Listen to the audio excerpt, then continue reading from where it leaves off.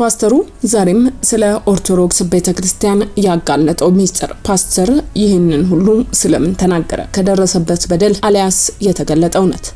ለማርያም ስንዘምር የደበደበን ለኢየሱስ ዝም አይሉንም። በኦርቶዶክስ ቤተክርስቲያን ያለን ስደት የጀመረው ስለ ኢየሱስ አብዝተን ስናወራ ነው። ፓስተር ትዝታው ሳሙኤል ከኢትዮጵያ ኦርቶዶክስ ተዋሕዶ ቤተክርስቲያን እስከ አውሮፓ ሲኖዶሱ የገጠመው ውግዘት የህይወቱ ከባዱን ምዕራፍ ፓስተሩ ከኢትዮጵያ ቤተክርስቲያን እስከ አውሮፓ የሄደው የተወገዙ አውጋዦች ያላቸው የወጡበት ተቃውሞ ዛሬም ስለ ኦርቶዶክስ ቤተክርስቲያን ያጋለጠው ሚስጥር። ፓስተሩ ይህንን ሁሉ ስለምን ተናገረ? ከደረሰበት በደል አሊያስ የተገለጠ እውነት? የ13 ዓመት የፈተና ጉዞ እንዲሁም ስለ ታላቋ ኦርቶዶክስ ተዋሕዶ ቤተክርስቲያን ፓስተር ትዝታው ያጋለጠው ሚስጥር ምንድነው? በመረጃ ሰዓታችን እኛ ዝርዝሩን ተመልክተናል፣ የምናደርሳችሁ ነው።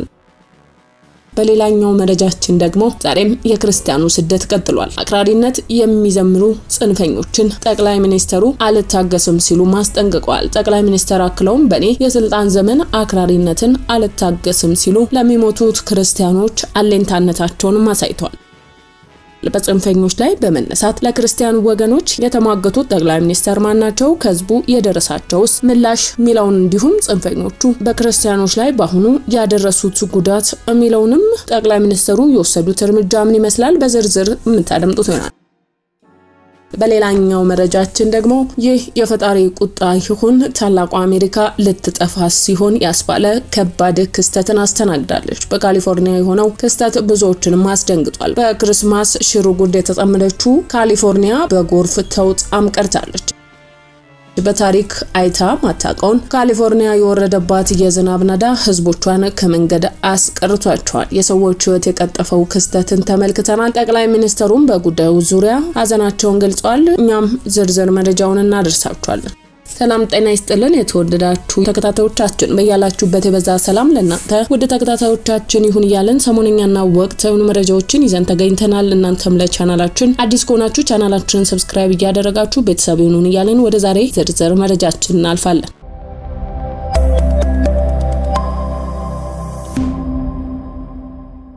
ወደ ዛሬ ዝርዝር መረጃችን ስናልፍ የፕሬዝዳንት ዶናልድ ትራምፕ አስተዳደር በሰሜን ምዕራብ ናይጄሪያ በሚንቀሳቀሰው የእስላማዊ መንግስት አይኤስ የሽብር ቡድን ላይ መጠነ ሰፊ ወታደራዊ እርምጃ መውሰዳቸውን አስታወቁ። ፕሬዝዳንቱ ጥቃቱን ኃይለኛና አጥፊ ሲሉም ያገለጹት ሲሆን ይህም አሜሪካ በአፍሪካ አህጉር ለሚታዩ አክራሪ እንቅስቃሴዎች ያላትን የዜሮ ትዕግስት ፖሊሲ እያሳየም ተብሏል። ትራምፕ በሶሻል ገጻቸው ባስተላለፉት መልእክትም በኔ መሪነት አክራሪነት፣ ሽብርተኝነት እንዲስፋፋ አንፈቅድም በማለት በተለይም በንጹሃን ክርስቲያኖች ላይ የሚፈጸመው ጥቃት ለመግታትም ቁራጥ መሆናቸውንም ገልጸዋል። የአሜሪካ አፍሪካ ካም ከናይጄሪያ መንግስት ጋር በመተባበር በስኮቶ ግዛት ውስጥም የሚገኙ የሽብር ጣቢያዎች ኢላማ ማድረጉን አረጋግጠዋል። ጥቃቱም ኢላማውን የጠበቀና የተሳካ እንደነበረም ተናግረዋል። የናይጄሪያ የውጭ ጉዳይ ሚኒስተር የሱፍ ማይተማ ጥቃቱ የተለየ ሃይማኖትን ያላነጣጠረና ዓላማው አሸባሪዎችን መደምሰስ ብቻ እንደሆነም ገልጿል። እንደ ሁኔታው አስፈላጊነቱም ታይቶ ወደፊትም ተመሳሳይ ጥቃቶች ሊቀጥሉ እንደሚችሉ ሚኒስተሩም ጠቁሟል። ይህ የአየር ጥቃት ፕሬዝዳንት ትራምፕም በህዳር ወር ውስጥም የአሜሪካ ጦር በናይጄሪያ የሚንቀሳቀሱ ታጣቂዎችን ለመመከት ዝግጁ እንዲሆኑ የሰጡት ትዕዛዝን ተከትሎ የመጣ እርምጃም ነው ተብሏል። በምዕራብ አፍሪካ ያለው የጸጥታ ሁኔታ አሳሳቢ በሆነበት በዚህ ወቅት የአሜሪካ ፈጣን ወታደራዊ ምላሽ በቀጠናው ላይም የራሱ የሆነ ፖለቲካዊ ትርጉም ይኖረዋል ተብሎም ተጠብቋል። ወደ ሌላኛው መረጃችን ስናልፍ ዲሴምበር 22 2025 ቀን በመላው ዓለም የገና በዓል በደስታና በፍቅር እየተጠበቀ ባለበት በዚህ ሰዓት በአሜሪካ በካሊፎርኒያ ግዛት ግን ሀዘን የቀላቀለ የሞት ውሃ ከሰማይ እየወረደም ነው።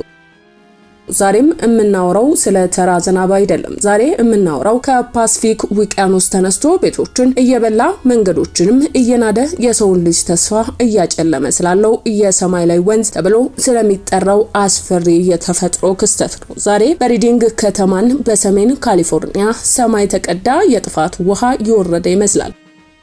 በዓሉን ለማክበር የተዘጋጁ ቤቶች በጭቃ ሰውጠዋል። በደስታ ይሰበሰባሉ ተብለው የታሰቡ ቤተሰቦች ዛሬ በነፍስ አድን ሄሊኮፕተሮችና በጀልባዎች ከሞት ጋር ግብ ላይም ናቸው። በካሊፎርኒያ እጅግ አሳዛኝ የተባለ የገና ዋዜማንና የንጹሃኑ የመጨረሻ ሰዓት ትግልም በስፋት መነጋገሪያም ሆኗል።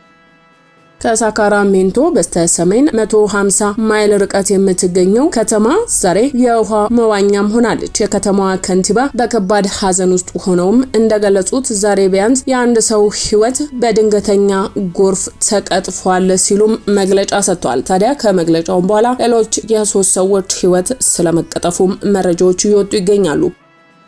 ፖሊሶችና የእሳት አደጋ ሰራተኞች ሌሊቱን ሙሉ በውሃ ውስጥ የተሰፈቁ ሰዎችን ሲያወጡ ማድረዋል። በሺዎች የሚቆጠሩ መኪኖች መንገድ ላይ ቀርተዋል። አሽከርካሪዎችም ከመኪናቸው ጣሪያ ላይ ወጥተው የነፍስ አድን ሰራተኞችን እርዳታ ሲጠባበቁ የሚያሳዩ ምስሎችም ልብን ይሰብራሉ። የአየር ንብረት ባለሙያዎችም እንደሚሉት ውሃው በ24 ሰዓት ውስጥ ብቻ 10 ኢንች የሚደርስ ዝናብ ዘንቧል ብለዋል። ይህም ማለት ለወራት ያክል ሰሜናዊውን የካሊፎርኒያ ግዛት የሚያረሰርስ ውሃ በአንድ ቀን ውስጥም ዘንቧል ማለት ነው።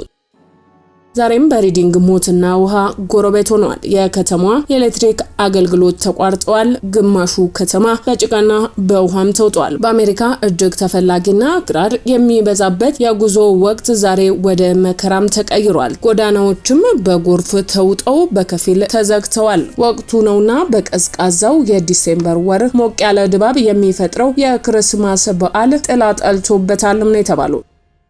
ለቤተሰብ የገና ግብዣ ሊሄዱ የነበሩት ሰዎች መንገድ በጎርፍ ተሞልቶ በወቅቱ አይደለም ወደ አሰቡበት ለመድረስ ዞሮ ወደ ቤታቸው ለመመለስ እንኳን ተቸግረውም ተስተውለዋል። በካሊፎርኒያ ግዛት የተፈጥሮ አደጋ የ3 ሰዎች ሕይወትም የቀጠፈ ሲሆን በእነሱ የክርስማስ በዓል ላይ የራሱ ጥቁር አሻራ ጥሎ ስለማለፉም ይህ በስፋት እየተነገረ ይገኛል። በመጨረሻም ወደ ያዝንላችሁ መረጃችን ስናልፍ በኦርቶዶክስ ቤተክርስቲያን በዝማሬ አገልግሎት ሲያገለግል የምናውቀው የአሁኑ ፓስተር ትዝታው ሳሙኤል በባለፉት ቀናት በማርሲል ቴሌቪዥን ወይም ፓስተር ዮናታን አክሊሉ በሚያቀርበው ሾው ላይ በመገኘት ስለ ኦርቶዶክስ ተዋሕዶ ቤተክርስቲያን በነበረበት ወቅትም ከባድ ምስጢራቶችን በመግለጥ ውይይቶች ሲያደርግ እንዲሁም እኔ የተሰደውኩ ሰዎች እየዳኑ ነው ሲል በኦርቶዶክስ የነበረውን እንዲሁም አሁን አማኝ ከሆነ በኋላም የገጠሙት ስላሉ ጉዳዮች በማንሳት ተናግሯል። ፓስተር ትዝታው ሳሙኤል ምን አለ? አድምጠን እንመለስ። እኔ በመዝሙር በቅዳሴና በትምህርት በሶስቱም ነበር ማገለግለው። ቅዳሴውን ለማገልገል የራሱ የሆነ የክህነት ጸጋ ያስፈልጋል፣ ስጦታ፣ ይሄ ሹመት እና እሱ ላይ ከልጅነት ጀምሮ ያው በኦርቶዶክስ ውስጥ ያደግኩበት ሂደት ቀስ በቀስ ያው ራንኩ እየተሻሻለ ነው የሚሄደውና እስከ ቅስና ማዕረግ ድረስ ደርሻለሁ። የቅስና ማዕረግ የመጨረሻው ምንኩስናም ወደ ጵጵስና ሊኬድ ሲል ቅስና ነው የሚባለው እና ዲያቆን ሆኜ ረጅም ዘመን አገልግያለሁ። ከዛ ደግሞ በቅስና አገልግያለሁ። በአሜሪካ ኦልሞስት ሁሉም ስቴቶች በአገልግሎት ዞር ያለው በስብከትም በዝማሬም በቅዳሴም ማለት ነው። እንደምታውቀው በጣም ብዙ የኦርቶዶክስ አብያተ ክርስቲያናት አሉ በሰሜን አሜሪካ እና ያረገጥኩበት ቦታ በጣም ውስን ነው እንጂ ሁሉንም አይቻለሁ ማለት እችላለሁ። ወደ ጌታ ስመጣ ግን እንዳልከው አልጋ ባልጋ አልነበረ መንገዱ። በጣም ብዙ አስቸጋሪ ነገሮችን አልፌያለሁኝ። ለምሳሌ የዳንኩበትን ቅጽበት ሳስታውሰው ይሄ ጌታን ካየሁበት ኢንካውንተሩን ካገኘሁበት ጊዜ ብነሳ ያኔ ክርስቶስ ኢየሱስን ሳይና ስመለከት ከዚህም በፊት ሚሊኒየም አዳራሽም ላይ መስክሬዋለሁኝ። ድንገት ነው አይኔ የተገለጠ። እኔ ማንም አልመሰከረልኝም። በነገራችን ላይ ጌታን ተቀበል ብሎ መጥቶ እንደው ወይ እግዚአብሔር ልኮት መጥቶ የተናገረኝ ሰው የለም። ግን ይሄ የምናገለግለው ወንጌል ምን ዘምረው መዝሙር መገለጥ ላይ የተመሰረተ ነው ብዬ አምናለሁ። እኛ ባይገባንም እግዚአብሔር ገብቶታል። ስለዚህ መንፈስ ቅዱስ በአፋችን ያስቀመጠው ቅኔ መለስ ብዬ ሳየው እውነትም መረዳት ውስጥ ነበርን እና እግዚአብሔር ቀስ በቀስ ስለሆነ የሚያሳድገው በገባን ጊዜ በፍጥነት ብንወጣ ምንቀጭበት ሁኔታ ስለሚኖር ተጠንቅቆልን እንዳቆየን ይገባኛል። ምክንያቱም በኔ ጭካኔና ድፍረት ያ ነገር ገብቶኝ ቢሆን ምናገረው ድሮ ነው መቀጨውም ድሮ ነው የሚሆነው ማለት ነው። ስለዚህ ቦታና ጊዜ እግዚአብሔር ለሰዎች እንደሚመርጥ አምናለሁ። እና ጳውሎስን የጠራበት ሁኔታ አለ። አሳዳጅ ነው፣ ለአባቶቹ ወግ ከመጠን በላይ የሚቀና ሰው ነው። ከበራለት በኋላ ግን አይደራደርም ጳውሎስ። ልክ እንደዛው ነው።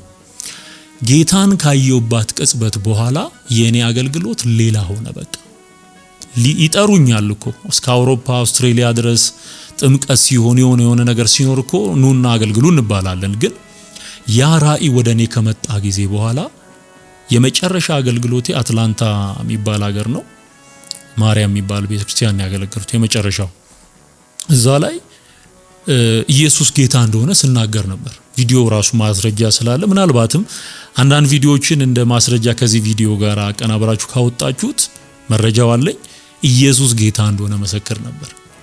ማርያም መድኃኒት እንዳልሆነች መድኃኒት ኢየሱስ ብቻ እንደሆነ ለህዝቡ መናገርበት ሁኔታ ነበርና ያቺ ቅጽበት እኔን ከለወጠችኝ በኋላ ጌታ ወደ ቤቴ መጥቶ እኔን ከለወጠኝ በኋላ ስብከቴ ተቀየረ፣ መዝሙሬ ተቀየረ።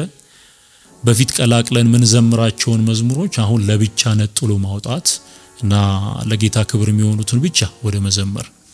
በዚህ ምክንያት የአቋም ለውጥ እንደመጣ አወቁ።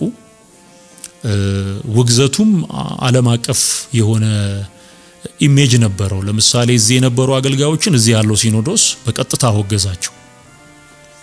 የኔና ትዝ ይለኛል የዘማሪ ዘርፌ አሜሪካ ያለው ሲኖዶስ ነው ያወገዘው።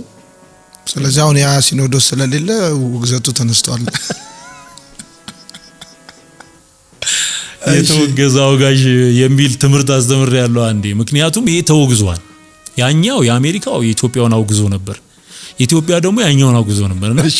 የተወገዘ አውጋዥ ነው አይሰራም በሚል ርዕስ አገልግያለሁና ጌታ ረዳኝ። በእውነት በጣም ትልቅ ለውጥ ነው ማለት እኔ እንኳን አላስበውም እንኳን ሌላው ሰው። አሁን ብዙ ሰው ስታይ መረዳት አይችል ማለት እንዴት ሆነ? ትዝታው እንዴት ሊለወጥ ቻለ? እንዴት ይህን ያህል ሊጨክን ቻለ? የሚል ጥያቄ አለውና እኔ ራሴ አይገባኝም። ይሄን የሚገባው እሱ ብቻ ነው፣ ኢየሱስ ብቻ ነው። እንግዲህ ፓስተር ትዝታው በሚታወቅበት ሁኔታ እንድትናገር ደጋግመህ በጣም አንዳንድ ጊዜ በቁጣ አንዳንድ ጊዜ በፍቅር ሌላም ጊዜ ደግሞ በብዙ ተማጽኖና ትህትና እንድትናገር የሚያደርግህ ነገር የተለየ ማለት የተደረገብህ የተበደልከው በደል ስላለ ነው፣ የተገለጠልህ እውነት ረፍት ስለማይሰጥህ ነው። ይሄን ማወቅ ፈልጋለሁኝ። ለምንድን ነው በእንደዚህ አይነት ሁኔታ ትኩረት ሰጥተህ የኢትዮጵያ ኦርቶዶክስ ቤተክርስቲያን ትምህርቷን ልምምዷን በተመለከተ ለመናገር የቆረጥከው? እና እኛ ማናቀው የደረሰብህ በደል አለ። አይ ቲንክ በተወሰነ መልኩ ስሰማ ተደብድበሃል፣ የተወሰኑ ችግሮች ስደቶች ደርሰውብሃል። ግን ይሄ የመጀመሪያ ስደት አይደለም፣ የመጀመሪያ ችግር አይደለም፣ የመጀመሪያ አንተ አይደለም፣ አንተ የመጀመሪያው ሰው አይደለም በክርስትናው ስትገፋ። ሌሎች ብዙዎች ተሰደዋል፣ ተገፍተዋል። እና ስለደረሰብህ በደል ነው ወይስ ስለተገለጠልህ እውነት ነው እንዲህ የምትናገረው? ድንቅ ነው ዮኒ፣ በጣም ነው ማመሰግነው። እንደውም የብዙ ሰዎች ጥያቄ መልስ ያገኛል ብዬ ማስበው በዚህ ጥያቄ ውስጥ ነው። ከደረሰብን ነገር በላይ የደረሰልን ጌታ ትልቅ ነው። እኔ በጣም ከፍ አድርጌ የማየው የእግዚአብሔርን ምሕረትና ቸርነት ነው። እኔ የበደልኳቸው ሰዎች አሉ፣ በህይወት ዘመኔ የበደሉኝም ሰዎች አሉ። ምንም ጥያቄ የለውም። ሰው እስከሆንን ድረስ ምናጠፋበትም ምናለማበትም ጊዜ አለ። ይሄ ለውጥ ግን ከሰማይ ነው እንጂ ከምድር ጋር የሚገናኝ ምንም ነገር የለውም። ከመቅደሱም የሚጀምር ነገር የለውም። ከታቦትም ከመስቀልም ከማርያም የሚጀምር ነገር የለውም። ይህ ድነት ይህ ለውጥ ከክርስቶስ መገለጥ የተነሳ ወደ ውስጥ የመጣ ነው። ሰማያዊ ነው። ጥሪው በጣም ኃይለኛ ነው። እኔ በዚህ ልክ የራሴን አገልግሎት ከፍ ለማድረግ አይደለም። ዮኒ አንተም ብዙ ምስክርነቶችን ሰምተህ ሊሆን ይችላል። ራእይን ያየሁት ራእዩ ራሱ ክርስቶስ ዙፋን ላይ ሆኖ በዙፋኑ ደረጃ ላይ በጣም ትንሽ ሆኜ የልጅነት መልኬን እያየው ካጠገቡ ከቀኙ ቁጭ ብዬ ነው ራሴን ያየሁት። መጀመሪያ ነው አይኖቼ የበሩ ጊዜ ማለት ነው። እንዲህ አይነት ልምምድም የለኝም እኔ። ለጌታ የተለየ ፍቅር አለኝ። በ7 ዓመት ያየሁት ራእይ አለ። በ13 ዓመት ያየሁት ራእይ አለ።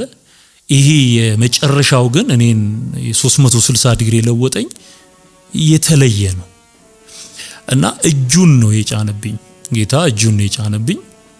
ለመጀመሪያ ጊዜ መንፈስ ቅዱስንም ኃይል ፊል ያደረኩበት ያቺ ቅጽበት ናት። በቃ የሚገርም መንፈስ ነበር፣ የሚገርም ኃይል ነበር። እስካሁን እንኳን በተናገርኩት ቁጥር ይነዝረኛል በሕያው እግዚአብሔር ፊት። በጣም የሚገርም ኃይል ነበርና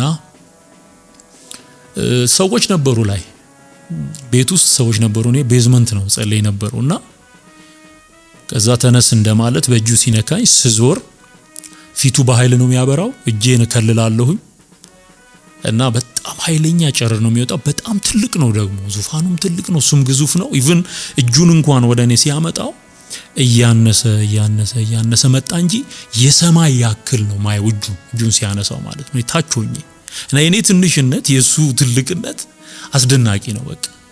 እና እንዲህ አይነት ልምምድ ኖሮኝ ያውቃል። ይሄ ከሰማይ ነው በቃ። ደግሞ ለውጡ ማለት ነው ለውጡ ራይታው የመጣ ለውጥ ነው። አልዘገየም። ድፍረቱ የአገልግሎት ይሄ የተከፈተው ሚስጥር የሰማይ ደጅ ሲከፈት ይሄ ስተትንና እውነትን የመግለጥም ኃይል እና የመናገር ችሎታ እንዴ ይሄ እኮ ምንም ዝም ብሎ የሚመጣ ነገር አይደለም። እና ሰዎች ከምድር ጋር ሊያቆራኙት ይፈልጋሉ። በጌታ በኢየሱስ ስም የፈረሰ ይሁን። ይሄ ሰማያዊውን የጌታን መገለጥና የገባኝን እውነት ሰዎች አመድ ለማልበስ ይጥራሉ እንጂ ይህ የሰማይ ስጦታና ጸጋ ነውና የተበደልኩትን በደል ከዚህ በፊት ነው አጋርቻለሁ። ኦርቶዶክስ እያለን ለማርያምም እየዘመርን ነው የተደበደብነው። ለምንድነው? እኔ በጣም የሚገርመኝ እሱ ነው። ለማርያም እየዘመርን ከደበደቡን ምንድነው ጥያቄው ማለት በምንድነው መነሻቸው ስትል ቅናትና መቀኝነት ክፋት ካልሆነ በስተቀር ሃይማኖታዊ የሆነ እንኳን የሆነ የሚያነሱት ነጥብ አልነበራቸው። የሚቀኑብን ሰዎች ነበሩኛ ኦርቶዶክስም ሆነን ይቀኑብናል። እና ይሄ ተራ የሆነ አጋንንታዊ ጥላቻ ነበር ያኔ። ግን አሁን ባለኝ ማንነት ነገሮችን ወደ ኋላ መለስ ብዬ ሳይ ሰይጣን ያየው በእነዛ በሚደበድቡን ሰዎች ውስጥ ሆኖ የሚሰራ መንፈስ የነገውን አገልግሎታችንን አስቀድሞ አይቶ የማኮላሸት ስራ የማጥፋት ስራ ነበረ ሲሰራ የነበረው አሁን ባለኝ መረዳት። ለዛ ነው ስመሰክር አይኔን እንዳበራ ከለከሉኝ ስሙን እንዳልጠራ ሙሉ ሰው ነኝ መቼም ዝም አልልም ያለኝ ኢየሱስ ነው ለዘላለም። ይሄ ከተደበደብኩ በኋላ እዛው ሆኜ ዘመርኩት። መውጣት አልፈልግም ነበር። እኔ እየተደበደብንም እኮ እናገለግል የነበረው ለኦርቶዶክስ ታማኝ ስለነበርን ነው። ክፋት የለም፣ የተደበቀ ሂድን አጀንዳ የሚባል ነገር የለም። ኢቭን ተሐድሶ የሚባለው እኔ የለውም ባይዞይ ተሐድሶ የሚባለው ራሱ አልነበርኩ የዛን ጊዜ ማለት ነው። ይሄንን እውነት ስንናገር በቃ በዚህ መልኩ ነውና ያ ጊዜ ግን ያ የጌታ መምጣት በልባችን ውስጥ ብርሃን ይብራ ያለ እርሱ ነው ይላል እዚህ ቆሮንቶስ ምዕራፍ 4 ላይ በቃ ይብራ ብሎ ብርሃኑን ያበራው እሱ ነውና ከዛ በኋላ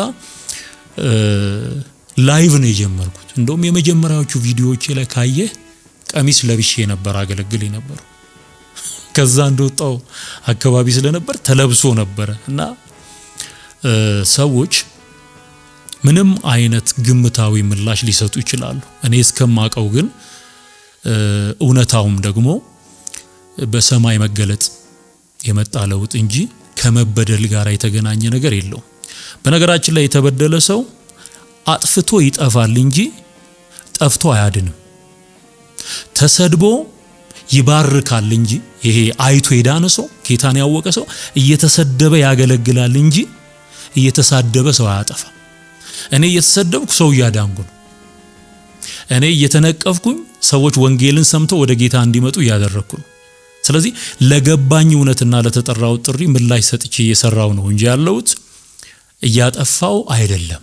ውድ ተከታታዮቻችን ለዛሬ መረጃ ሰዓታችን ያዝንላችሁ መረጃ ይህንን ይመስል ነበር። ስለተከታተላችሁን እያመሰገንን ተሰናበትን። በሌላ መረጃ ሰዓታችን እስክንገናኝ ቸር ቆዩልን።